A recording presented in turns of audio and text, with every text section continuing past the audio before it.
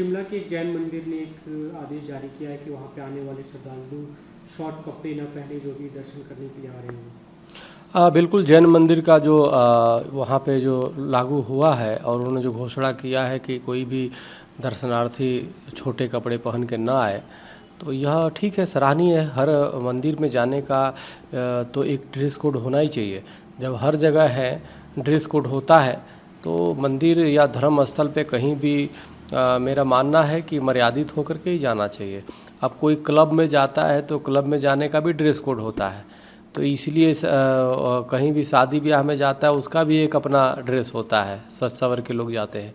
तो उसी प्रकार से जब मंदिर जाते हैं तो मर्यादित वेशभाषा होनी चाहिए, ये ज़रूरी है क्योंकि वहाँ धर्म स्थल है। और हमने भी अखिल भारत हिंदू महासभा संत महासभा की तरफ से गुरु पूर्णिमा के दिन से देश के सभी और विश्व के सभी मंदिरों में, आश्रमों में ड्रेस कोड के लिए जागरूकता अभियान शुरू करेंगे कि एक हिंदू समाज में भी जागरूकता, और हर मठ मंदिर और को भी पत्र भेजेंगे कि वो अपने यहाँ जिस देवी देवता का है उसी अनुसार जो है वस्त्र पहन के और भाषा का मर्यादा सब कुछ पे ध्यान दें और मंदिरों की शुचिता बनी रहे।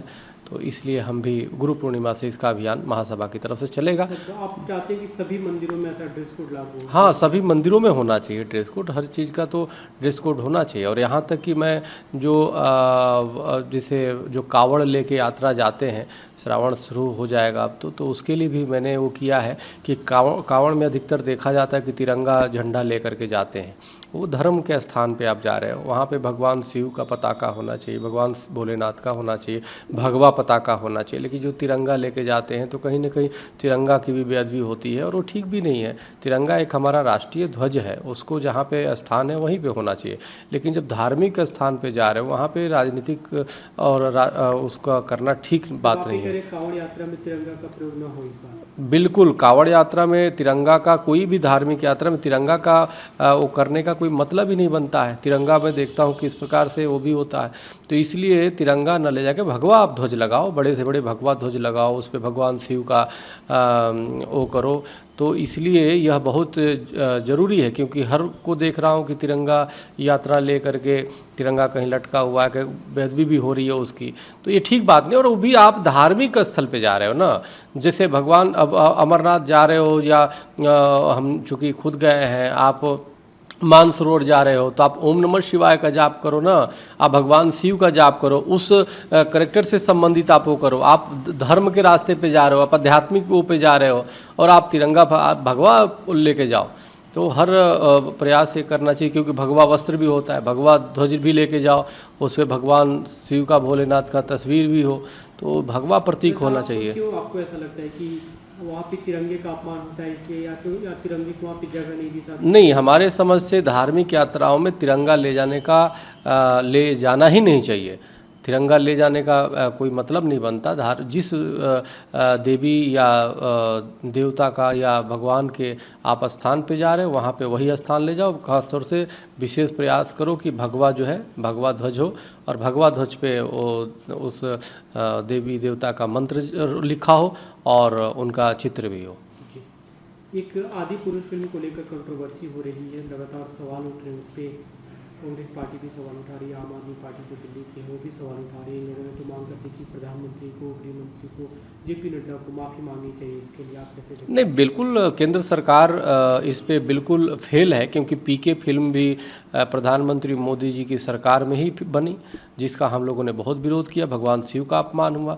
उसके बाद भी कई ऐसे फिल्म आई, भगवा जो था वो सेंसर बोर्ड ने पास किया, जो भगवा बेरंग बताया, उस पर भी हम लोगों ने फिर भी उसको पास कर दिया। अब देखिए इस तरह की आदि पुरुष आई है जिसमें कितनी संवादहीनता दिखाई है, तो यह कहीं ना कहीं सरकार का फेलवर है। जब वर्तमान में इतनी प्रचंड बहुमत की सरकार में एक फिल्म सेंसर बोर्ड नहीं संभल पा रहा है और आज भी जिहादी इनसे नहीं संभल पा रहे हैं, तो हमें लगता है कि बिल्कुल असफल है। हिंदुओं की भावना आज भी आहत हो रही है। मनोज मुंतशिर जैसे फर्जी जो हिंदूवादी बनते हैं अपने को, जबकि नाम से उर्दू है आधा और आधा वो में, लेकिन ये मौका देख करके कभी हिंदू बन जाते हैं, कभी सेकुलर बन जाते हैं। उनके द्वारा इस प्रकार की गरिमाहीन संवाद लिखना अपने आप में कहीं ना कहीं अक्षम्य अपराध किया है मनोज मुंतशिर ने भी, और सरकार से भी हुआ है। सरकार को अभी भी समय है, इनके खिलाफ तत्काल इन पे फिल्मों पे प्रतिबंध लगाए, जैसे नेपाल ने देखो लगा चुकी है, नेपाल सरकार ने वहाँ लगा दिया है प्रतिबंध। तो इस केंद्र सरकार को भी तत्काल इस फिल्म पे प्रतिबंध लगाना चाहिए, और दूसरे इनके जो लोग इसमें दोषी हैं उनको तत्काल जो है हमारे पौराणिक चरित्रों से छेड़छाड़ करने के जुर्म में इनको तत्काल सलाखों में डालना चाहिए। लेकिन दुर्भाग्य की बात है, रवि किशन जैसे लोग फिल्म का प्रमोशन कर रहे हैं, तमाम बीजेपी के नेता फिल्म का प्रमोशन करने में लगे हुए हैं, यानी देवी देवता का अपमान हो रहा है, उसका प्रमोशन किया जा रहा है। तो ये तो बहुत ही गलत बात है और बहुत ही दुर्भाग्यपूर्ण है, और मैं इसकी निंदा करता हूं। संजय सिंह जो बात कर रहे हैं वो कोई गलत नहीं है। सरकार को इस पे तत्काल चेत जाना चाहिए, क्योंकि 2024 का चुनाव है, इसके परिणाम कुछ भी होंगे।